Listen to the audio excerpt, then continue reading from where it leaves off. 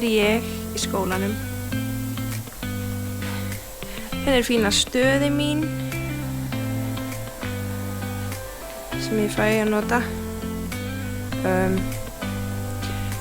Ég sem þetta að taka tíman eða gera tíma. Þetta hérna tók 10 klukkutíma og núna er ég á klukkutíma númer 15 og ég er búin að vinna allt þetta efni hér og svo á ég bara eftir að vinna þessar spýtur en ég á líka eftir að teikna áður en ég get gert þær.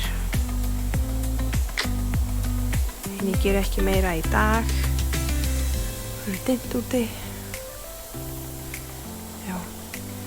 En við þá bara í Danmörku.